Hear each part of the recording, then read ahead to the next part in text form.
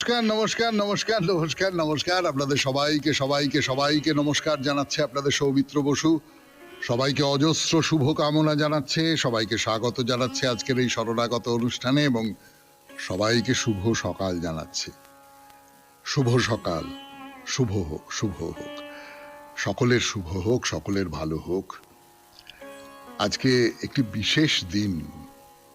আজ হলো আন্তর্জাতিক মহিলা দিবস, এই 8ই মার্চ। মহিলা পৃথিবীর অর্ধেক আকাশ, এইরকম সব কথা আমরা বলে থাকি, কিন্তু আমাদের আচার আচরণের মধ্যে যে সেই কথার খুব প্রতিফলন সবসময় ঘটে এমনটা নয়। অনেক সময় ঘটে, খুব ছোট একটা এলাকার মধ্যে হয়তো ঘটে, কিন্তু মেয়েদের সম্পর্কে আমাদের একটু দমন করে রাখার মনোভাবই কাজ করে। সেটা পুরুষদের মধ্যে যেমন কাজ করে, মহিলাদের মধ্যেও যে কাজ করে না এমনটা নয়। মহিলারাও ওই যে দমিত হয়ে থাকতে পছন্দ করেন। আমি আবারও বলছি, সকলের কথা বলছি না, কিন্তু একটা বড়, খুব বড় অংশ, আমার দেশের খুব বড় অংশ, তারা এটাকেই ভবিতব্য বলে মেনে নিয়েছেন এবং ভবিতব্য বলে মেনে নিলে যা হয় এটাকে উচিত বলে মনে করছেন, ন্যায় বলে মনে করছেন, নীতি বলে মনে করছেন। আজকে মায়েদের স্বীকার করে নেবার দিন, বোনেদের স্বীকার করে নেবার দিন, বধূদের স্বীকার করে নেবার দিন, কন্যা সন্তানদের স্বীকার করে নেবার দিন। এর বাইরে আজকে প্রখ্যাত ভ্রমণ সাহিত্যিক, যার চোখ দিয়ে আমরা হিমালয়কে চিনেছি এবং আরো আরো অন্য অনেক জায়গা চিনেছি, অনেক তীর্থক্ষেত্রকে চিনেছি, শঙ্কু মহারাজ, তার জন্ম হয়েছিল আজকের তারিখে 1335 বঙ্গাব্দে। বেণীমাধব শীলের পঞ্জিকা অনুযায়ী আজকের দিনটার কথা এবার বলি। আজকে 23শে ফাল্গুন 1431, ইংরেজির 8ই মার্চ 2025, শনিবার। আজ নবমী। সূর্যোদয়ের সময় সকাল 5:58, সূর্যাস্তের সময় বিকেল 5:39। নক্ষত্র আদ্রা। জন্মে মিথুন রাশি, শূদ্র বর্ণ, মতান্তরে বৈশ্য বর্ণ, নরগণ। রাত্রি 2:40 গতে দেবগণ। আমাদের হোয়াটসঅ্যাপে চিঠি পাঠাবার নাম্বার 9831922927। চিঠির গোড়ায় অতি অবশ্যই SG লিখতে হবে। এবারে বলি আজকের অনুষ্ঠান সম্পর্কে। প্রথমে পুরাণ চিরন্তন। পুরাণ চিরন্তনে জরাসন্ধ তো ভীষ্মকের গৃহে যারা আশ্রয় নিয়েছেন, যারা আতিথ্য নিয়েছেন, জরাসন্ধ তাদের মধ্যে একজন, তাদের সঙ্গে বসে আলাপ আলোচনা করছে এবং তাই নিয়ে দুটো মত তৈরি হয়েছে। একটা কৃষ্ণ বিরোধিতার মত, না ও কেন আসবে ইত্যাদি ইত্যাদি। আর একটা হচ্ছে যে ঠিক আছে, ও সবাই এসেছে, ও আমাদের প্রতিদ্বন্দ্বী, সেইভাবেই আমরা দেখব, এর মধ্যে অন্য কোনো গোলযোগ করে তো লাভ নেই। এই অবস্থায় ভীষ্মক কতগুলো কথা বললেন। তার একটা কৌশল আছে, তার একটা দৃষ্টিভঙ্গি আছে, তার একটা যুক্তির জায়গা রয়েছে। সেই জায়গা থেকে আমরা শুরু করব, তারপর চলে যাব স্বামী বিবেকানন্দের রচনা থেকে পাঠ। এই পর্বে বহুত্বে একত্ব, বহুত্বে একত্ব নিয়ে স্বামী বিবেকানন্দের লেখার খানিকটা অংশ পড়ে শোনাবো। এবং গতদিনের মতোই এই অংশে স্বামীজি একের পর এক উদ্ধৃতি দিয়েছেন, সংস্কৃত শাস্ত্রগ্রন্থ থেকে উদ্ধৃতি দিয়েছেন। সেই মূল সংস্কৃতগুলো বাদ দিয়ে তার বাংলা অনুবাদটা পড়ে শোনাবো। তারপরে ঠাকুর শ্রী রামকৃষ্ণ পরমহংসদেবের কথামৃত থেকে পাঠ, স্বামী লোকেশ্বরানন্দজির রচনা থেকে পাঠ, আপনাদের চিঠিপত্র, এবং শেষে আজ শনিবার মহাপুরুষের কথা। আমরা মোজেস সম্পর্কে বলছিলাম, মোজেসের জীবনের কথা বলছিলাম, সেই কথা শোনাবো আপনাদের 92.7 বিগ FM এ শরণাগত অনুষ্ঠানে। এই হলো অনুষ্ঠান পরিচিতি। এবারে একটা জরুরি কথা বলে নিই, সেটা হচ্ছে আগামী বৃহস্পতিবারের চিঠিপত্রের বিষয় হলো সবার রঙে রং মেশাতে হবে। এই নিয়ে 250 শব্দের মধ্যে একটি চিঠি আমাদের দপ্তরে মঙ্গলবার সন্ধে 6টার ভেতর পৌঁছে দিন। সবার রঙে রং মেশাতে হবে। তাহলে এখন গান, গানের পর পুরাণ চিরন্তন। ফিরে আসছি আমি আপনাদের সৌমিত্র বসু।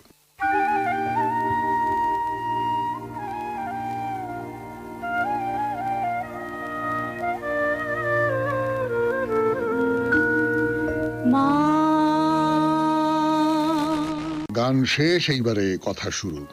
আমার কথা না, ভীষ্মকের কথা। যখন কৃষ্ণ যে এসেছেন এই বিদর্ভ রাজ্যে, তাই নিয়ে জরাসন্ধের অনুগামী রাজাদের মধ্যে একটা একটা বিরোধ তৈরি হয়ে যাচ্ছে।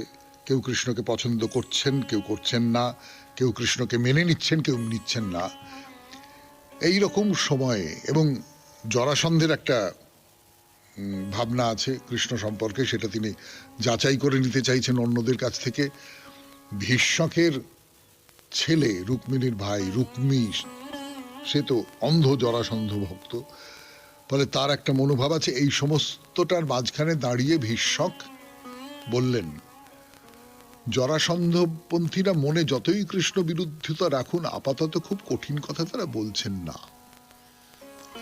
বিশেষ করে মানে স্বয়ম্বর সভার যে নিয়ম কানুন, সেই অনুযায়ী তারা হ্যাঁ ঠিক আছে, কৃষ্ণ এসেছে, সে স্বয়ম্বর সভায় যোগ দেবে, সে ঠিক আছে, মানে স্বয়ম্বর সভা থেকে মেরে তাড়িয়ে দেবো কৃষ্ণকে, এইরকম মনোভাব কারণ নেই। একটা ভদ্রতার কারণেই হয়তো নেই, সেই মনোভাব তারা পোষণ করছেন না। এই সুযোগটা ভীষ্মক নিলেন। তিনি নেমন্তন্ন করেননি কৃষ্ণকে, তা সত্ত্বেও কৃষ্ণ এসে তিনি যে সামন্ত রাজার ঘরে উঠেছেন, তাকে একটু মান সম্মান দেখানো দরকার। ভীষ্মকের মনে হলো যে আমি কৃষ্ণের সঙ্গে একবার দেখা করব। আমি রাজা, আমার রাজ্যে কৃষ্ণ এসেছেন, তিনিও একজন রাজা, তার ফলে আমি তার সঙ্গে একবার দেখা করব, এটা আমার ভদ্রতার ব্যাপার। তো ভীষ্মক ওই ক্রথ কৌশিকের রাজ্যে গিয়ে কৃষ্ণকে বোঝাবার চেষ্টা করলেন যে দেখো, আমি এই স্বয়ম্বর সভার ব্যাপারে খুব আগ্রহী ছিলাম না, কিন্তু আমার ছেলে রুক্মী সেই খুব উৎসাহ করে তার বোনের বিয়ে দিতে চেয়েছে, স্বয়ম্বর সভা ডেকে অতিথি নিমন্ত্রণ করে। আমার কিন্তু তেমন কোনো আগ্রহ ছিল না রুক্মিণীর বিয়ের ব্যাপারে এক্ষুনি, বা স্বয়ম্বর সভা ডাকার ব্যাপারে এক্ষুনি। ভীষ্মক কৃষ্ণকে বলছেন। 92.7 বিগ এফএম এ শরণাগত অনুষ্ঠান শুনছেন পুরাণ চিরন্তন। ফিরে আসছি গানের পর। শ্যামের বাঁশি আর শ্যামার ওষি একই নাকি। যা বলছিলাম আপনাদের এই 92.7 বিগ এফএম এ শরণাগত অনুষ্ঠানে, যে ভীষ্মক কৃষ্ণকে বলছেন যে দেখো, আমার যে খুব আগ্রহ ছিল তা নয়, কিন্তু রুক্মী এই স্বয়ম্বর সভাটা ডেকেছে, তো যা হবার তা হয়ে গেছে। ছেলেটা তো খুব চপল স্বভাবের ছেলে, না বুঝেই সব ছেলে মানুষই করেছে, তোমাকে নিমন্ত্রণ করা হয়নি, এর জন্য আমি ছেলের হয়ে ক্ষমা চাইছি।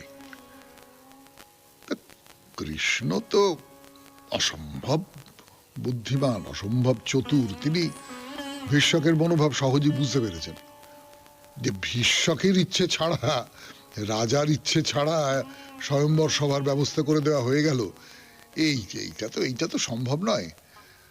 এবং স্বয়ম্বর সভায় তাকে ডাকা হয়নি, কৃষ্ণ খুবই অপমানিত বোধ করেছেন। তবে ভীষ্মক যতই রুক্মিণীকে ওই জরাসন্ধপন্থী কোনো রাজপুরুষের হাতে অর্পণ করার ব্যাপারে ছেলে রুক্মিণী তার আগ্রহ, সেই সমস্ত কথা বলুক, ভীষ্মক নিজেও উল্টো কিছু একটা করে, মানে জরাসন্ধের অনুগত যে রাজারা, তাদের বাদ দিয়ে অন্য কারুর হাতে রুক্মিণীকে তুলে দিয়ে একটা গন্ডগোল বেঁধে যাবে, জরাসন্ধ রেগে যাবে, অন্য রাজারা আক্রমণ করবে, এই সমস্ত জটিলতার মধ্যে তিনি খুব যেতে চাননি। তবে এইটা ভীষ্মক কৃষ্ণের সঙ্গে কথাবার্তা সূত্র ধরে বুঝতে পারলেন যে কৃষ্ণ কিন্তু রুক্মিণীর ব্যাপারে খুব আগ্রহী, এবং যদি তাই হয়, কৃষ্ণকে যদি শত্রু করে তুলি, তাহলে এই একটা গন্ডগোল তৈরি হয়ে যাবে। অতএব ভীষ্মক বিদর্ভে ফিরে এসেই রাজাদের সামনে বললেন যে রুক্মিণীর স্বয়ম্বর নিয়ে এই আপনাদের সঙ্গে কৃষ্ণের যে বিরোধটা তৈরি হয়েছে, তাতে এই স্বয়ম্বর সভার ব্যাপারে নানান রকম সমস্যা তৈরি হয়েছে, আমি তাই আপাতত স্বয়ম্বর সভা বন্ধ করে দিতে চাইছি।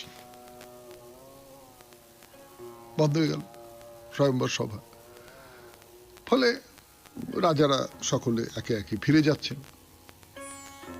কিন্তু যারা ভীষ্মকের মিত্র শক্তির অন্তর্গত যে রাজারা, মানে জরাসন্ধ, সুনীত, দন্তবক্র, শিশুপাল, এরা বললেন যে না, ভীষ্মক এই যে কথাটা বলছেন, যেটা বন্ধ করে দেবো, স্বয়ম্বর সভা বন্ধ করে দিলাম, এর পেছনে কোনো একটা উদ্দেশ্য আছে। উদ্দেশ্যটা কি জানতে হবে।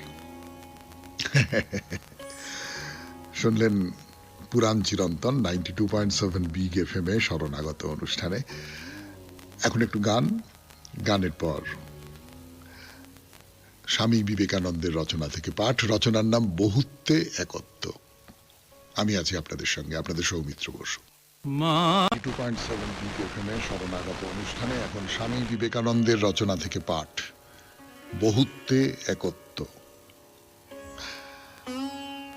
যখন তুমি এই একত্ব উপলব্ধি করিবে, তখনই এই অবস্থা হইবে, তাহার পূর্বে নহে। সর্বত্র তাহাকে দর্শন করাই প্রকৃত সুখবাদ। এখন প্রশ্ন এই, যদি ইহা সত্য হয়, যদি সেই শুদ্ধ স্বরূপ অনন্ত আত্মা এ সকলের ভিতর প্রবিষ্ট হইয়া থাকেন, তবে তিনি কেন সুখ দুঃখ ভোগ করেন? কেন তিনি অপবিত্র হইয়া দুঃখ ভোগ করেন? উপনিষদ বলেন যে তিনি দুঃখ অনুভব করেন না। সর্বলোকের চক্ষুস্বরূপ সূর্য যেমন চক্ষুগ্রাহ্য বাহ্য অসুচি বস্তুর সহিত লিপ্ত হন না, তেমনি একমাত্র সর্বভূতান্তরাত্মা সংসারের দুঃখের সহিত লিপ্ত হন না, কারণ তিনি আবার জগতের অতীত। আমার এমন রোগ থাকিতে পারে যাহাতে আমি সবই পীতবর্ণ দেখি, কিন্তু তাহাতে সূর্যের কিছুই হয় না। যিনি এক, সকলের নিয়ন্তা এবং সর্বভূতের অন্তরাত্মা, যিনি স্বকীয় এক রূপকে বহু প্রকার করেন, তাহাকে যে জ্ঞানীগণ নিজেদের মধ্যে দর্শন করেন, তাহাদেরই নিত্য সুখ, অন্যের নহে। যিনি অনিত্য বস্তু সমূহের মধ্যে নিত্য, যিনি সচেতন দিগের মধ্যে চৈতন্য স্বরূপ, যিনি এক হইয়াও বহু জীবের কাম্য বস্তু সকল বিধান করিতেছেন, তাহাকে যে জ্ঞানীগণ আত্মস্বরূপে দর্শন করেন, তাহাদেরই নিত্য শান্তি, অপরের নহে। বাহ্য জগতে তাহাকে কোথায় পাওয়া যাইবে? সূর্য, চন্দ্র বা তারায় তাহাকে কি রূপে পাইবে? যেখানে সূর্য, চন্দ্র, তারকা সব নিষ্প্রভ, বিদ্যুৎ সমূহ প্রকাশ পায় না, এ অগ্নি সেখানে কোথায়? তাহারই আলোতে সব আলোকিত, তাহারই দীপ্তিতে সব কিছু দীপ্তি পাইতেছে।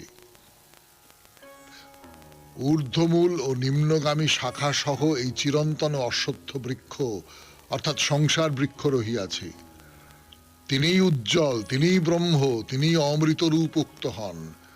সমুদয় লোক তাহাতে আশ্রিত হইয়া রহিয়াছে, কেহই তাহাকে অতিক্রম করিতে পারে না। ইনিই সেই আত্মা। শুনলেন স্বামী বিবেকানন্দের রচনা থেকে পাঠ। 92.7 বিগ FM এ শরণাগত অনুষ্ঠান শুনছেন। আমি আছি আপনাদের সঙ্গে, আপনাদের সৌমিত্র বসু। ফিরে আসছি, একটু গান শুনে নি। তো অনুষ্ঠান শুনছেন, আমি আছি আপনাদের সঙ্গে, আপনাদের সৌমিত্র বসু। এবারে কথামৃত থেকে পাঠ, ঠাকুর শ্রী রামকৃষ্ণ পরমহংসদেবের কথামৃত থেকে। দীর্ঘদিন ধরে পড়ে শোনাচ্ছি আপনাদের, দীর্ঘদিন ধরে পড়ে শোনাচ্ছি। অনেক সময় একই কথা ঠাকুর বারবার করে বলেছেন, কিন্তু এই সমস্ত কথা কখনো পূরণ হয় না। ঠাকুর এই সমাধি হয়েছিল, যে সময়টার কথা বলছি, মাস্টারমশাই লিখছেন যে সেই সময়টায় প্রায়শই ঠাকুরের সমাধি হতো, মানে সমাধিস্থ অবস্থার মধ্যেই তিনি থাকতেন বেশিরভাগ সময়টা, প্রায় এইরকম একটা। আর সমাধি ভঙ্গ হলেও জগন্মাতার সঙ্গে তার যে সম্পর্ক, সেইটা সরে যেত না, আবছা হয়ে যেত না। যেমন এখন সমাধি ভঙ্গের পর দাঁড়িয়ে জগন্মাতার সঙ্গে কথা বলছেন তিনি। কি বলছেন? মা পূজা গেল, জপ গেল, দেখো মা যেন জড় করো না, সেব্য সেবক ভাবে রেখো, মা যেন কথা কইতে পারি। এটা একটা আশ্চর্য কথা যে পুজো গেল, জপ গেল, আর আমার পুজো করতে হয় না, আর আমার পুজো করবার দরকার নেই, আমার জপ করবার দরকার নেই। মানুষ সাধনার যে স্তরে পুজো করে, যে স্তরে জপ করে, সেই সমস্তগুলো আমি পার হয়ে চলে এসেছি, কাজে আমার আর এগুলোর দরকার নেই। কিন্তু মা তার মানে আমাকে জড় করো না, আমাকে কর্মহীন করো না, আমাকে নিশ্চেষ্ট করো না, আমাকে সাড়াহীন করো না, আমাকে সেব্য সেবক ভাবে রেখো। আমি তোমার সেবক হয়ে থাকতে চাই। প্রয়োজনীয় যা কিছু সেগুলো আর আমার দরকার নেই, কিন্তু তাই বলে আমি কি জড় হয়ে যাব, এইটা যেন আমার না হয়। আমায় কিভাবে রাখো, যেন কথা কইতে পারি। কার কথা? তোমার কথা। কার কথা? ভগবানের কথা, ঈশ্বরের কথা, সেই পরম শক্তির কথা। সেই কথাগুলো যেন বলতে পারি। আর কি বলছেন? বলছেন যেন তোমার নাম করতে পারি, আর তোমার নাম গুণ কীর্তন করব, গান করব মা। এই এই আর কিছু না। তোমার নাম করব, তোমার নাম গান করব। এই শক্তিটুকু আমাকে দাও, এই কর্মটুকু আমাকে দাও। আমার জপ পুজো সব বলেছ দরকার নেই আমার, কিন্তু এইটা যেন আমার ভেতরে থাকে। আর শরীরে একটু বল দাও মা, যেন আপনি একটু চলতে পারি। যেখানে তোমার কথা হচ্ছে, যেখানে তোমার ভক্তরা আছে, সেই সব জায়গায় যেন আমি যেতে পারি। এইটা এইটা এইটা তুমি করে দাও। আমার শরীরে যেন সেই বলটা থাকে, অর্থাৎ আমি যেন সবসময় ঈশ্বরের সংস্পর্শে, ঐশ্বরীয় আলোচনার সংস্পর্শে, ঐশ্বরীয় যা কিছু মানুষের প্রকাশ, সেই সমস্ত কিছু সংস্পর্শে আমি যেন থাকতে পারি। শুনছেন কথামৃত থেকে পাঠ, 92.7 বিগ এফএম এ শরণাগত অনুষ্ঠানে। এবার গান, গানের পরে আবার ফিরে আসবো কথামৃতে। আমি আপনাদের সৌমিত্র বসু করে আবার কথা শুরু হচ্ছে। 92.7 বিগ এফএম এ শরণাগত অনুষ্ঠান শুনছেন। ওই জগন্মাতার সঙ্গে শ্রীরামকৃষ্ণ পরমহংসদেব সমাধিভঙ্গের পর কথা বলছেন। আর কি বলছেন? বলছেন আজ সকালে তোমার চরণে দুটো ফুল দিলাম, ভাবলাম বেশ হলো, আবার বাহ্য পুজোর দিকে মন যাচ্ছে। তবে মা আমার এমন হলো কেন? আমাকে জড়ের মতো কেন করে ফেলছো? মানে ঠাকুরের একটাই ভয়, আমি জড় হয়ে যাব না তো? আমি সমস্ত রকমের সংযোগ যা কিছু বলে, যা কিছুর মধ্যে দিয়ে আমি তোমার সঙ্গে সংযোগ তৈরি করতে পারি এবং তোমার কথা আমি আর পাঁচজনকে বলতে পারি, সেইগুলোর থেকে বিচ্যুত হয়ে যাব না তো? এইটা তার ভয়। তাই চরণে দুটো ফুল দিয়ে মনে হলো আচ্ছা তাহলে বাইরের পুজোর দিকে মন যাচ্ছে, খুব ভালো, খুব ভালো, খুব ভালো, খুব ভালো। তো শ্রীরামকৃষ্ণ ভাবাবিষ্ট সেই অবস্থায় নিজের ছোট খাটটাতে বসেছেন, জগন্মাতার সঙ্গে কথা বলছেন। কি বলছেন? ঈশান মুখোপাধ্যায়ের কথা বলছেন।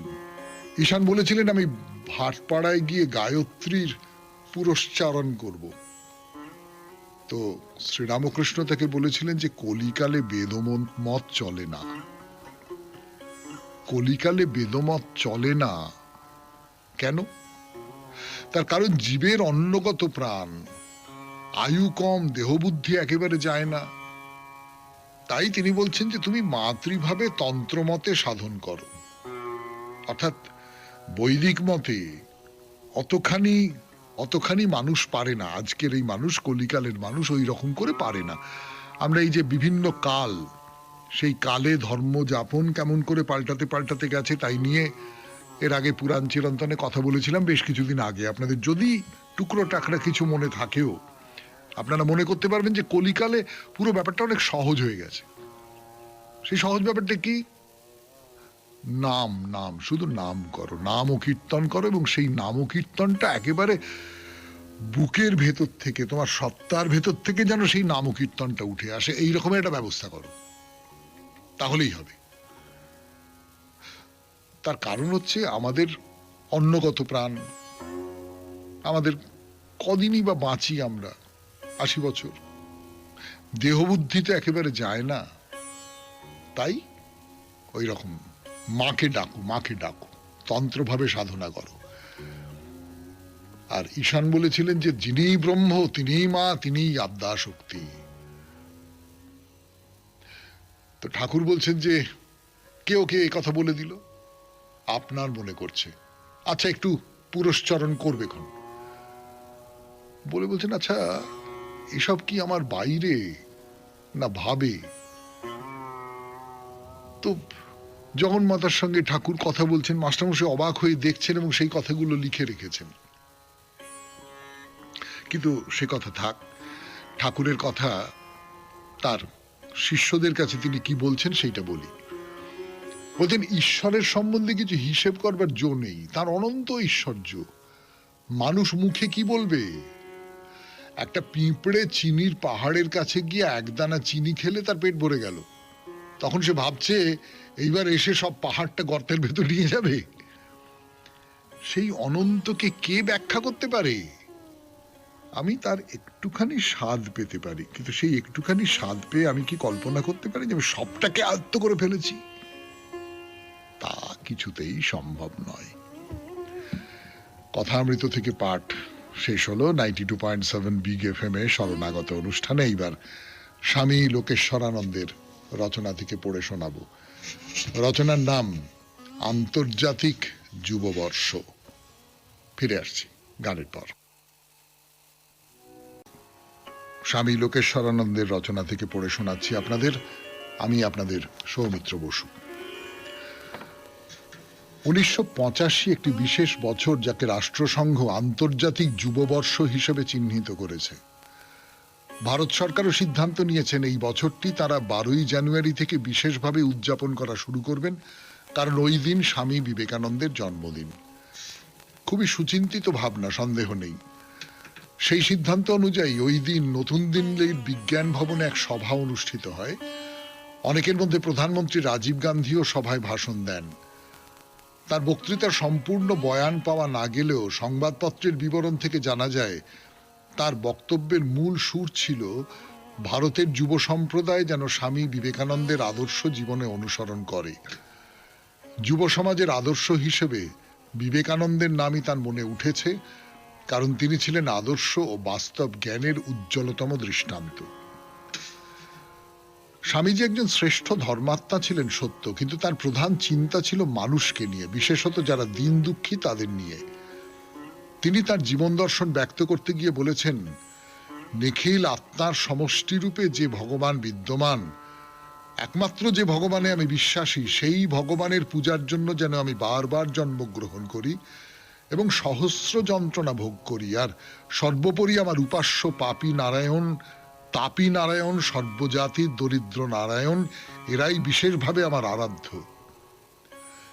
এ তার মিথ্যা বাগাড়ম্বর ছিল না, এ কথা তিনি মনে প্রাণে বিশ্বাস করতেন।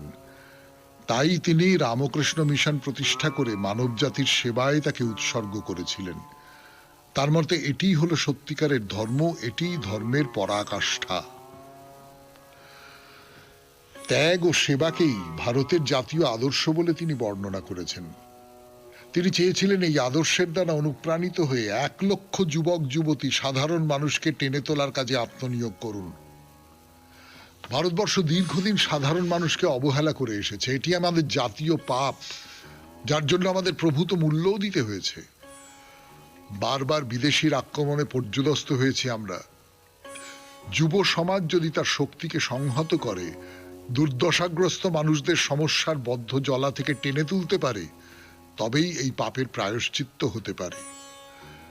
দারিদ্র, অশিক্ষা এবং জাতপাতের অত্যাচার অগণিত মানুষকে পশুতে পরিণত করেছে। যে আত্মসম্মান তারা খুইয়েছে তা তাদের ফিরিয়ে দিতে হবে। স্বামীজি তাই যুব সম্প্রদায়কে লক্ষ্য করে বলেছিলেন, ওঠো, জাগো। ভারতের শ্রমজীবী মানুষের মধ্যে প্রচন্ড শক্তি রয়েছে, সেই শক্তিকে কাজে লাগাতে পারলে এক সুখী ও সমৃদ্ধ ভারতবর্ষের অভ্যুদয় হবে। ভারত পুনর্গঠনের কাজে তাই তিনি যুব সমাজকে আহ্বান করেছেন। স্বামীজি বিদেশি রীতিনীতির অনুকরণের বিরোধী ছিলেন। ভারতকে যদি উন্নতি করতেই হয় তবে তা ভারতীয় পদ্ধতিতেই করতে হবে, এই ছিল তার অভিমত। তিনি তার আর্ষ দৃষ্টিতে দেখেছিলেন শ্রমজীবীরা একদিন সর্বত্রই ক্ষমতায় আসবে, ভারতবর্ষেও তাই হবে। এর ফলে পাছে সংস্কৃতির মান নেমে যায়, সেই জন্য তিনি চেয়েছিলেন দেশ আগে থেকে আধ্যাত্মিক ভাবধারায় প্লাবিত হোক। তিনি অবশ্য এরই পাশাপাশি বিজ্ঞান ও প্রযুক্তির ওপরেও জোর দিয়েছিলেন, কারণ তার দ্বারাই বৈষয়িক উন্নতি সম্ভব হতে পারে। দেশের সমৃদ্ধি যে আসবেই, এ বিষয়ে তিনি নিশ্চিত ছিলেন। কিন্তু মানবিক উৎকর্ষের মূল্য কিছু কম নয়। তাই তিনি চেয়েছিলেন এই উৎকর্ষ আসুক। বাস্তবিক দেশের মানুষ কি রকম তার উপরেই দেশের শক্তি নির্ভর করে। মানুষ বুদ্ধিমান, সৎ ও কর্মক্ষম হলে দেশও শক্তিশালী হয়। দেশ তো মানুষেরই সমষ্টি।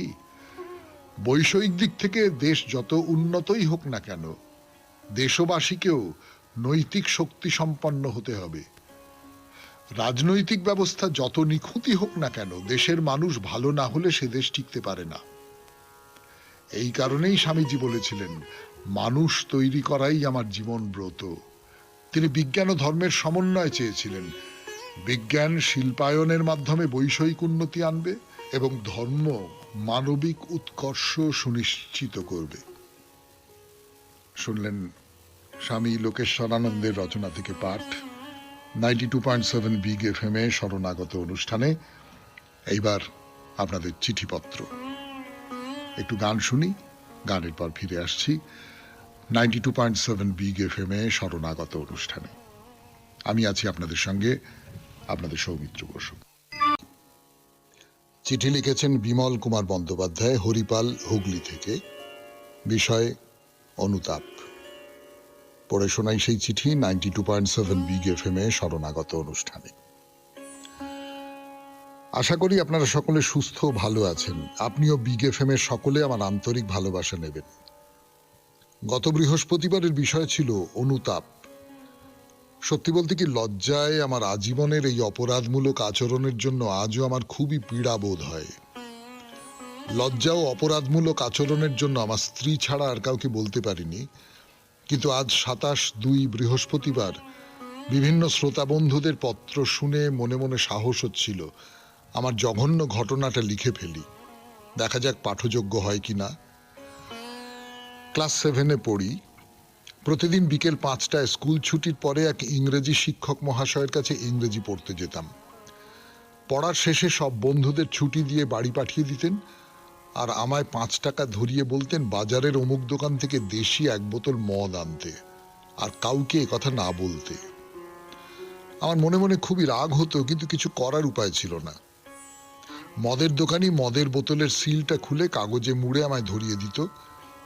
আমি একদিন রেগে গিয়ে 1/2 বোতল মদ ফেলে দিয়ে তাতে প্রস্রাব করে দিয়ে যথারীতি মাস্টারমশাইকে ধরিয়ে বাড়িতে চলে এলাম। মনে মনে খুবই ভয়ঙ্কর ভয় পেয়ে গেলাম। জানি না এই অপরাধের কি ফল হতে পারে। পরের দিন বিকেলে যথারীতি পড়তে গেলাম। মাস্টারমশাই আমাকে জিজ্ঞাসা করলেন, কি রে, তুই যেটা কিনতে গিয়েছিলি সেটা কি দোকানি অন্য কোথাও থেকে এনে দিয়েছিল?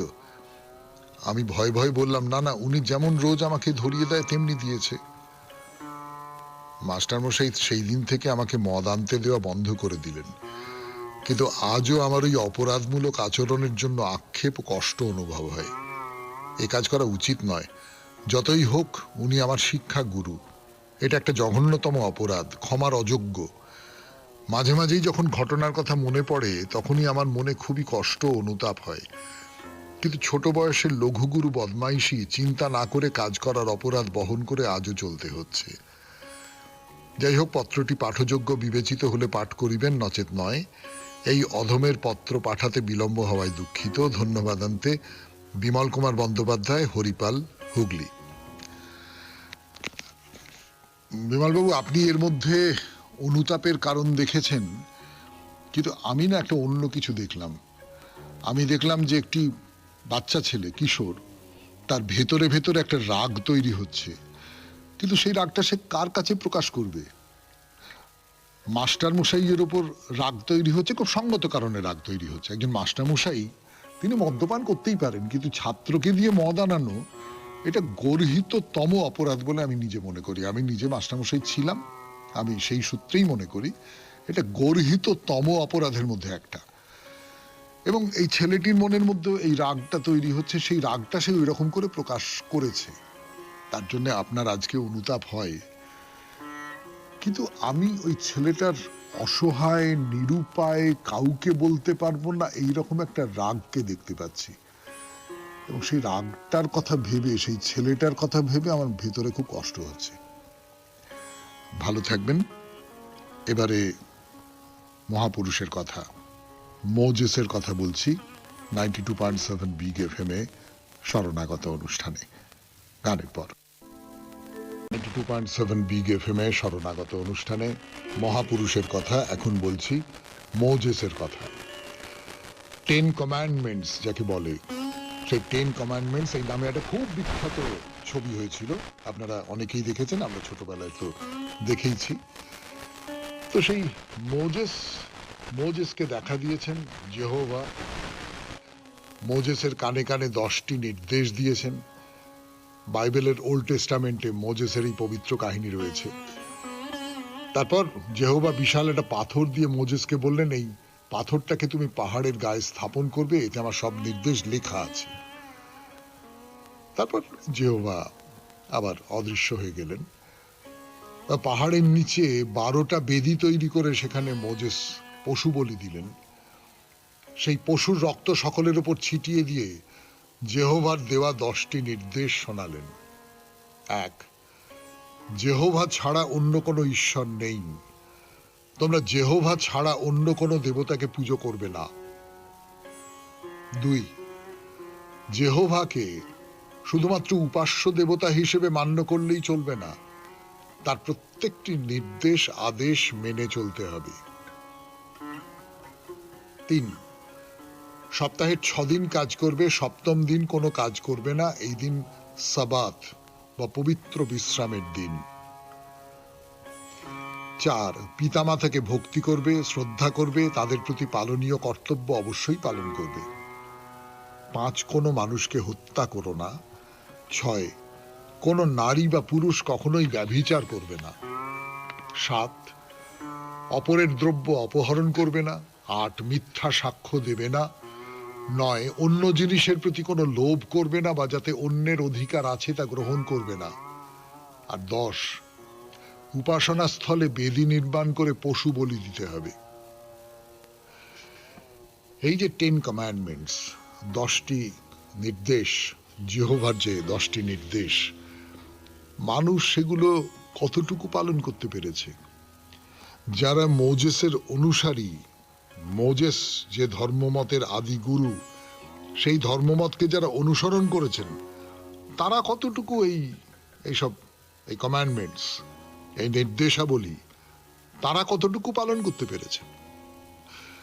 ফলে এই নির্দেশগুলো খুব ভালো নির্দেশ। এর মধ্যে কোনোটা আজকের দিনে আমাদের মনে হতে পারে এই নির্দেশগুলো আমরা মানব কিনা সে ব্যাপারে আমাদের মনের মধ্যে সংশয় জাগতে পারে, নানান রকম হতে পারে।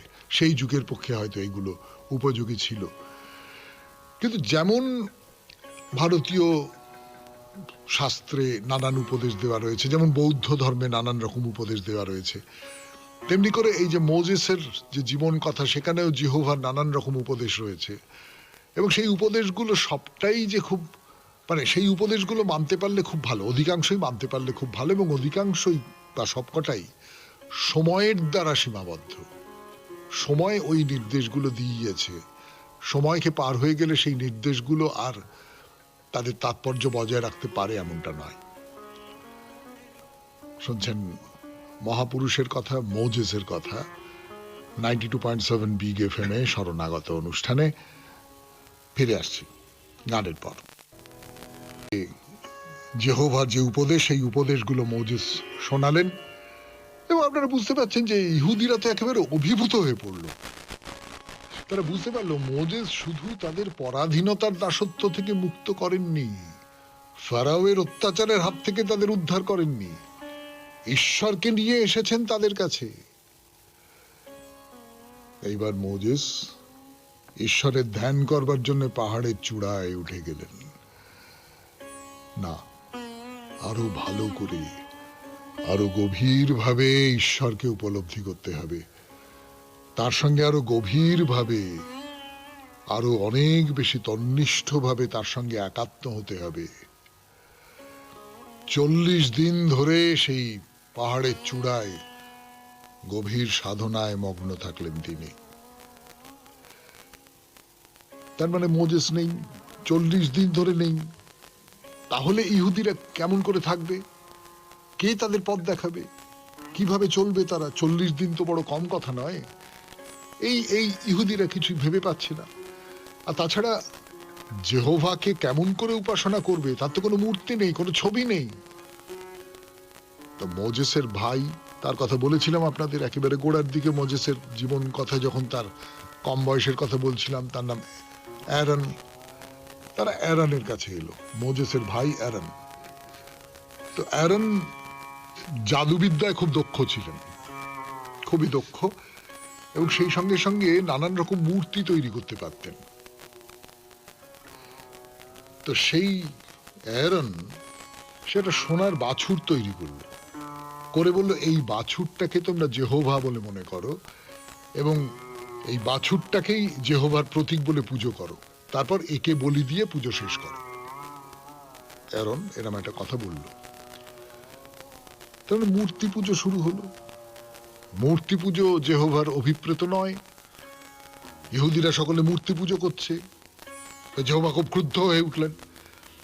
তিনি মোজেসকে তখন বললেন যে তোমার ইহুদি সঙ্গীরা আমার নির্দেশ অমান্য করে মূর্তি পূজা করছে, ওরা আমাকে ভুলে গেছে। একটা সোনার বাছুর, তাকে দেবতা বলে পুজো করছে। আমি ওদের সবাইকে ধ্বংস করব, আমি একটা নতুন জাতি সৃষ্টি করব।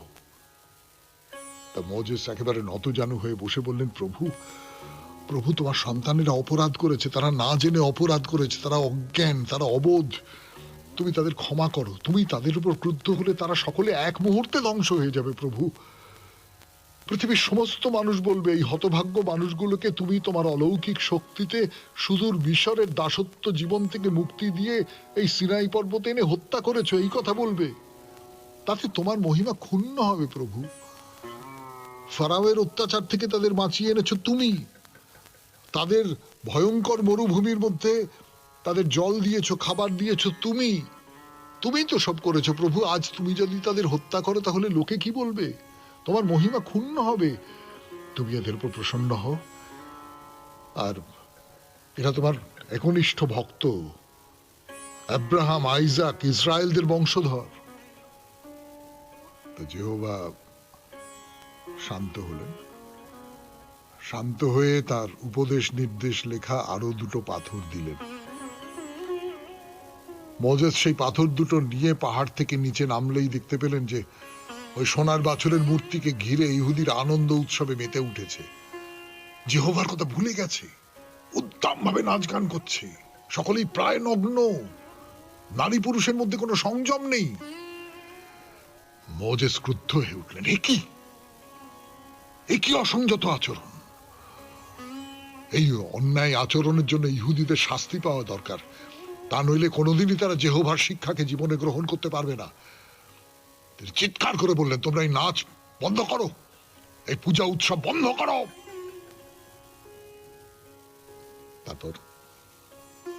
তারপরের কথা বলবার সময় আজকে আর নেই, বলবো আগামী শনিবার 92.7 বিগ এফএম এ শরণাগত অনুষ্ঠানে। আজকের মতো শেষ হলো শরণাগত। আমাদের হোয়াটসঅ্যাপে চিঠি পাঠাবার নাম্বার 9831922927। চিঠির গোড়ায় অতি অবশ্যই SG লিখতে হবে। আর মঙ্গলবার সন্ধে 6টার মধ্যে সবার রঙে রং মেশাতে হবে, এই নিয়ে আপনার চিঠি যেন আমাদের দপ্তরে পৌঁছে যায়। সবাই খুব ভালো থাকবেন, আনন্দে থাকবেন। নমস্কার।